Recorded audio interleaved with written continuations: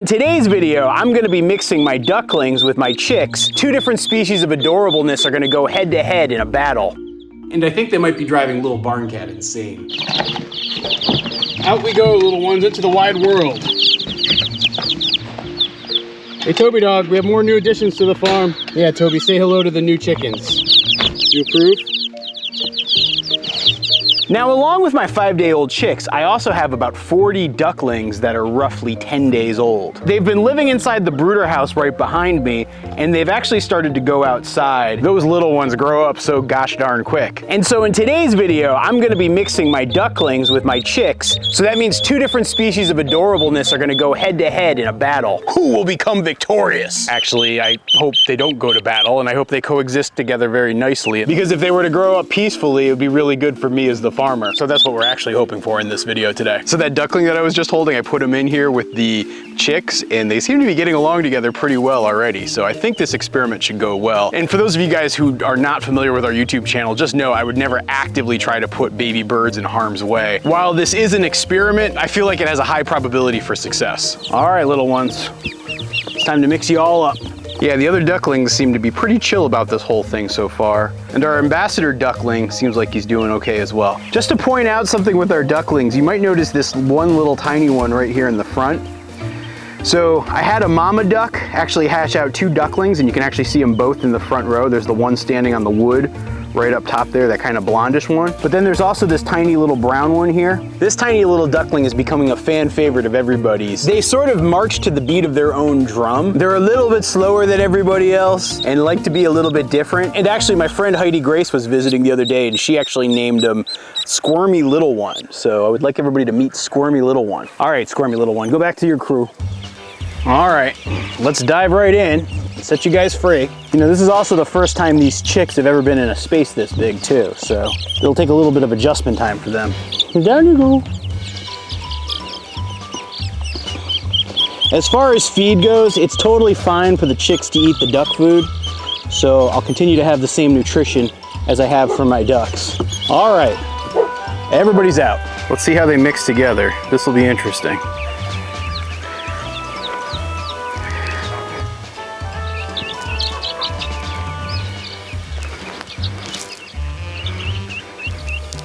Well, the ducks don't seem to be bothered by the chicks, and the chicks just seem very content to have lots of space to pick around and scratch. So far, they seem like they're getting along pretty well together. No issues whatsoever. It's so interesting to see the difference in behavior between ducklings and chicks. You know, there's a lot of similarities in keeping them, but overall, their differences, I think, make it much more interesting. And in case you're wondering about temperatures, you can see our ducks are actually hot right now. That's why they keep opening up their mouth like that. Chicks are getting to explore the duck food.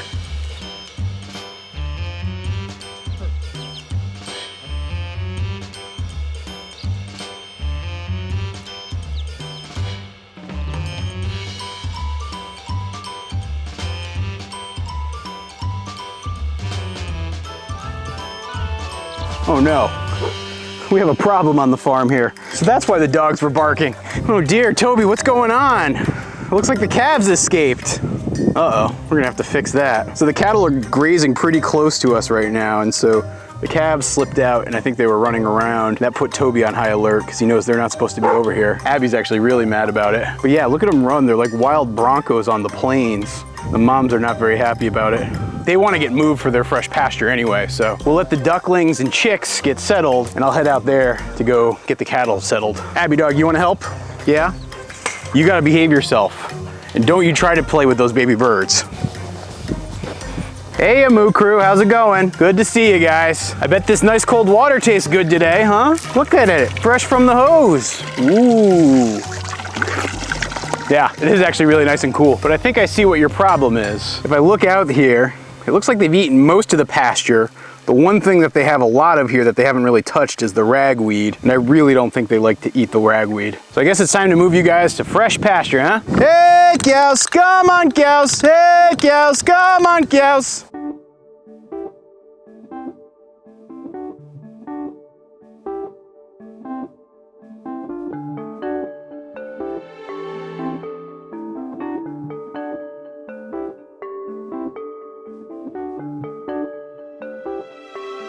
Now you probably noticed that Jimi Hendrix was the one calf that didn't sneak out. He's actually getting too big to sneak out. And actually Belinda Carlisle, who's the one calf who hasn't come back in yet, you can see her way up there on that berm right up there. She actually has the hardest time of the calves getting in and out because she's getting just about too big to sneak out. So I'm pretty sure my calf escape problems will go away very soon. So I continue to go out every single morning in an attempt to brush my Scottish Highland cattle. I appreciate all the tips you guys have been giving me. I feel like it's almost sort of become an event over on TikTok. So many people have told me that I should be playing music to try to attract my cows. And so this morning I went out there to try to test that hypothesis. Okay, Abby, we got a special surprise today. I'm gonna try to do something fun with the cattle here. Power on. Sheep up, boo bop, I bop, boo bop, doo bop, sheep up, boo bop, boo. Well, I guess that experiment doesn't work, so we can cross that one off the box. So obviously that did not work well, but I'm gonna keep trying. If you guys have suggestions, like I'm gonna assume a lot of people are gonna debate my choice of Cyndi Lauper as the music, I'd be very curious to hear them down in the comments. And I don't know, if there's like a jazz trio or a classical music band that would wanna come out to the farm and play for the cattle, I would be totally down for doing something like that. So I don't know, maybe that could happen. If Abby was a house dog, I guarantee you she would be the type of dog to drink out of the toilet. Come on, Abby Dabby Doo, let's go check on the ducklings and chicks and see how they're doing together. Come on, let's go. I can't forget the camera, huh? Making videos on YouTube can be so weird sometimes.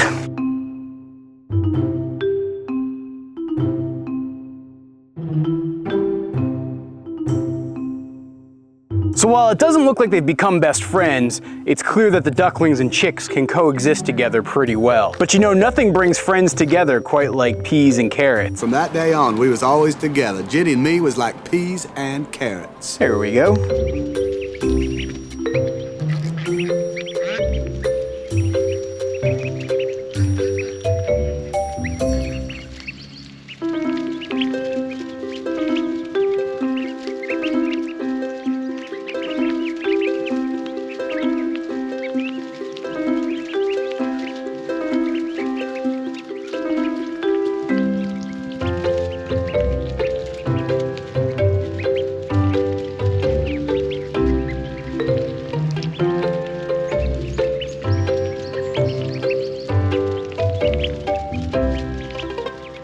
Well, it sure didn't take long for those ducklings to destroy the peas. I'm not sure if it's fair to say that the chicks got involved too much, but that said, it does seem like they are settling in pretty well. I'll keep you guys updated on where this little experiment goes, so be sure to subscribe and check out our next video.